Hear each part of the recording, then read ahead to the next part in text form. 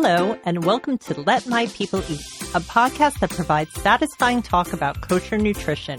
Here we clear through the clutter of nutrition speak, arm you with the clarity and confidence to eat, feel, and be your healthiest every day. I am Jill Scharfman, a board-certified holistic nutritionist living in Los Angeles. And I'm Dr. Andrea Moskowitz, a neuroscientist and psychiatrist in Los Angeles. I use my training and experience to integrate positive lifestyle changes into my patients' lives. Hey, Andrea. Hey, Jill. How's it going? It's going well. So, usual question I ask you, did you think about dinner yet tonight? Are you cooking? Have you shopped? No. Yeah. Well, I had plans with a friend of mine. How about you? We were going to go to charcoal tonight, and she just canceled on me. Oh, I'm sorry. Yes. Now I have to think about what to do about dinner. But we have somebody, a guest of ours today, who knows all about cooking dinner. And, that's good. And I'm very excited to talk to her. She is Levana Cooks, and she has been affectionately nicknamed the Jewish Julia Child. She was the co-owner of the acclaimed eponymous Levana restaurant. I've been practicing saying that word on Manhattan's Upper West Side and a pioneer in kosher upscale dining. She's a cooking teacher and cookbook author and the diva of modern, simple, natural meals. And she is entirely devoted to the busy, health-oriented modern mom. Her best-selling cookbooks are Levana's Table, Kosher Cooking for Everyone, Levana Cooks Dairy-Free in Short Order, and her magnum opus aptly titled The Whole Foods Kosher Kitchen, Glorious Meals Pure and Simple. She also blogs on her popular site, Levana Cooks. Hey, Levana, welcome. Thanks for having me. Thank you. Hi. Thank you. So let's start at the beginning. You and your family, tell me a little bit about your background and why you decided to open the original Levanas on the West Side, which I remember I had a lot of blind dates take me to Levanas, which I was perfectly happy with. Are you happily married? Yes, I am. For almost 28 years. Wonderful. I hope I have a small part of responsibility. Yes, absolutely. So, you know, it's interesting. I always get this question. I went with the traditional way. I went to college. I got my degree, this master, that master. And when I moved to America with the firm idea of working in the field I had prepared for, which was psychology, I looked around me, and this was 40 and something years ago. Where did you move from? Where did your family move from? I did my studies in France.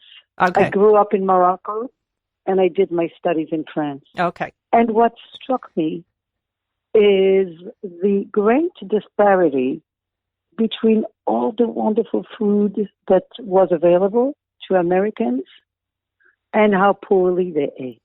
Mm-hmm. I always wondered what were the links in the chain that was missing here. I could not understand it. Here we were growing up in Morocco, poor, with a limited but very perfect and very seasonal list of ingredients that we used to the hilt without ever tampering with them. Right. And in France, where, they have pretty good respect for the food. And then come here, where you could find the greatest ingredients, and people still went home, but notwithstanding their economic status. Right. It had nothing to do with poverty. Canned potatoes.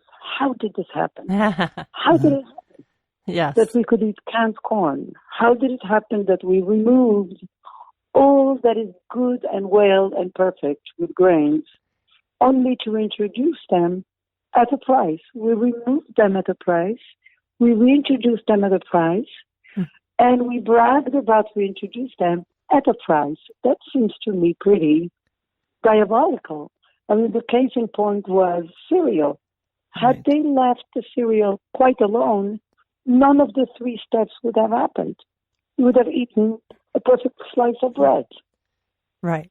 Yes, it's true. It's actually only now in retrospect can we go back and look at it and see what they were trying to do is make things easier for the moms who were starting to enter the workforce, and they really destroyed our food. And only now in the last 20 years are we coming back to realize the damage that has been done. I was saying we are always confronted with this concept of removing something and reintroducing it at a price, which is really, really the plague of the American food industry.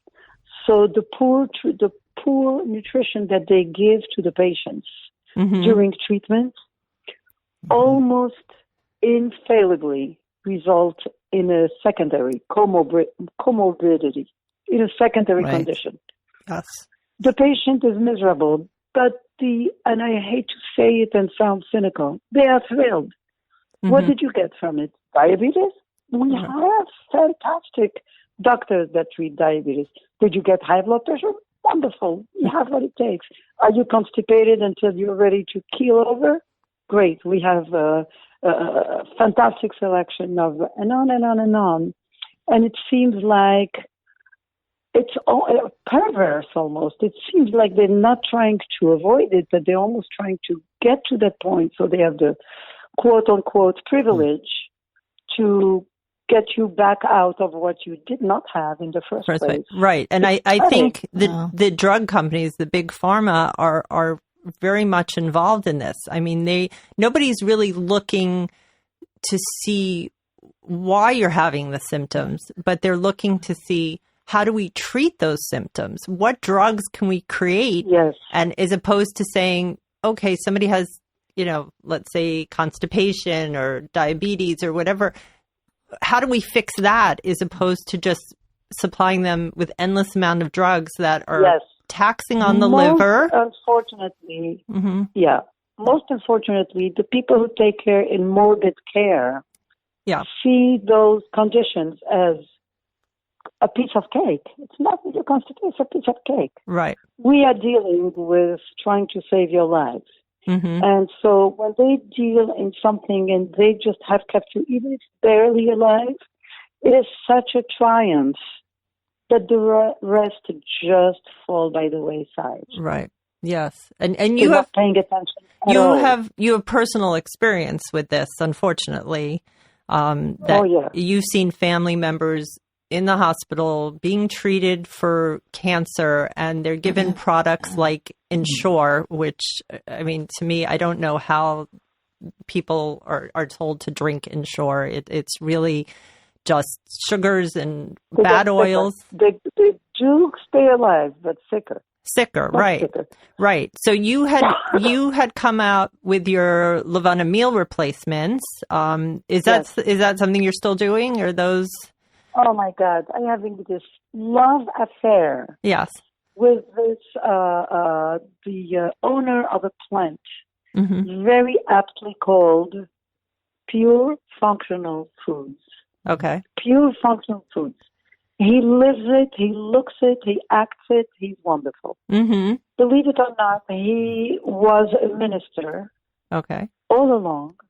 And then he gave more and more and more importance, more space in his life, and later in his children's life. Everybody's on that bandwagon now to maximize everything about pure functional foods. Right. And he means every word of his title. And so we have been trialing with my staff, my meal replacement. Right. They love it. Right. And all this lapse of time has been spent in trialing with the ingredients in a way that results in such a finely calibrated product that it could be eligible for enteral feeding. And that is the holy grail. Yeah. And it's not only for the people in catastrophic care, but it could also be on a very healthy, field. People who are on the road, pregnant women who did not have enough nutrition, a busy man who didn't get out of his office, et cetera, et cetera. Right. To take something that is a perfect meal. but this time with ingredients, with perfect ingredients, and mix it in a mason jar and drink it. We're not talking smoothies. We're not talking protein powder. We're talking about the perfect blend of ingredients that together have the perfect amount of calories, of fiber, of fat. There is not, usually when we take a protein powder and you see that a big scoop is 35 calories, 35 calories is not going to feed anybody. Right. It's just going to give you muscle and muscle and more muscle. There's an obsession with muscle. I don't know what it is. Some people, it's not the muscle they need. They need the food. They need the nutrition. Yes. And I'm sure you're working on, besides them being well balanced, that they also taste very good. Jill, I have to tell you that I was so thorough when I started this about 4 years ago, and I finally decided that I hit on the right balance of the flavors and all the nutrients and everything. Mm-hmm. I had everything sent to a government-approved lab. It's a very well-known lab called Covance, and I have all my nutrition, all my charts, all my graphics, all my trademarks. It needs to be made tomorrow so it could be on the shelves the day after tomorrow. Right. Yes, because like you said, it's not just for sick people. It's for anybody who needs real food, but in easy to use packages. And also, are they free of the allergens? Are they still gluten-free, dairy-free? All compliant. Okay, so gluten-free. 100% fully compliant. Okay, dairy-free. No soy, no nuts, no soy. It's kosher, it's vegan. Right. No soy, no GMO. No added sugar. Certified natural. Yes. So this is a big thing. Do you know when it's going to be available? So we're doing a prototype in the next 2 weeks with his tooling, with this plant's tooling, and I think that of all the people we consulted with, his plant seems to be the most eligible. But more than the plant, the man, and his philosophy and how he carries it out in his way of life, in the way he works. He's a real exemplar. Right. That's great. Yeah. I should say before we bury all the medical establishment that there is a nascent, maybe a little more than nascent, group coming forward of integrative doctors that are preaching the merging of medical medicine, as it is known, with nutritional medicine. Right. In other words, making it holistic, making it a whole package. And I see that the ones that are doing it are succeeding very well. I'm so happy you said that because, for me who, might know more than the average person, it's very frustrating to deal with the very traditional Western medical doctors because, somebody goes in and they complain digestive problems and they automatically prescribe, an acid, Prilosec, Nexium, Pepcid, where 9 times out of 10, these people probably have low stomach acid. And it's very frustrating to watch. So I'm very happy to hear that you see that there is definitely a shift in how, our doctors who are trained here in these medical schools are being taught more about how important nutrition really is and not just to prescribe. Yeah, I think part of the issue, since I was. So it's funny, the medical team comes into my husband's room every week during his treatment. And they said, constipation? That's the very first thing because the treatment is famously obstructing. Right. And he said, no, I don't have. He said, how come? He said, I take my wife's blends twice a day. I never have constipation in it. Even that would not get them intrigued enough. Really? And admit it's interesting. Our team, our myeloma team, is the greatest in the world. It's the biggest. It's in Sinai Hospital at the Rothenberg Center. Yeah. They are known and people come from everywhere. But they are deadly determined to deal with it as scientists. Right. Not just numbers. Right. And there's not enough research on all of this at present.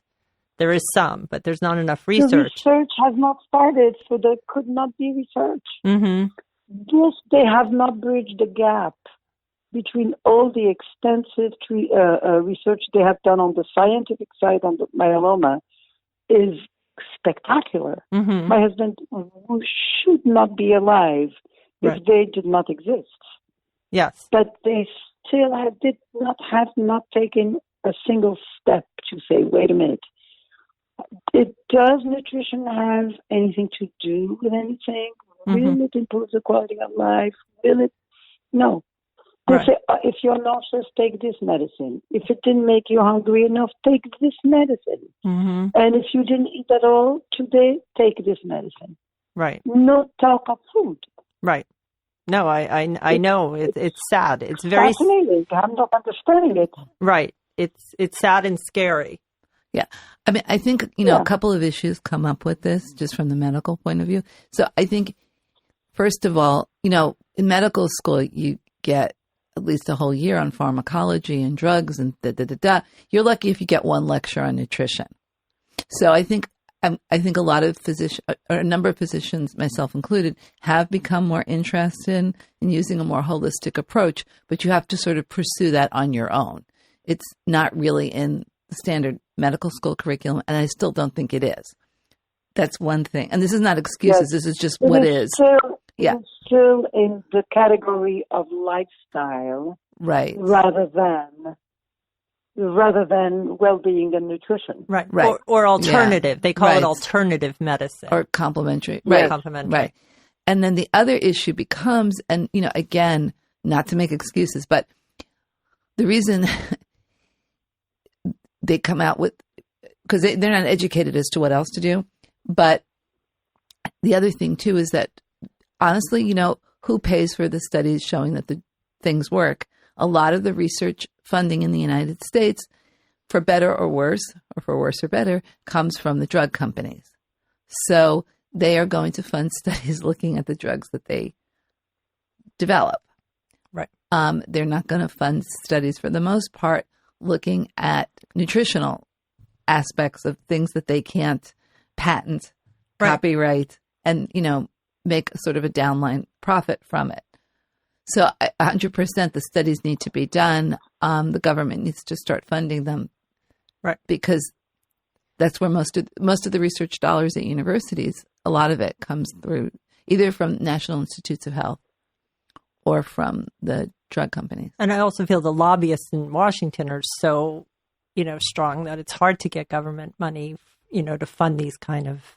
Well, they only have a certain amount, right? I mean, the budget is what it is, and we won't go into. But I think I see a little bit more than this. Yeah. Now that I'm in catastrophic care, right? I see. I'm zooming in.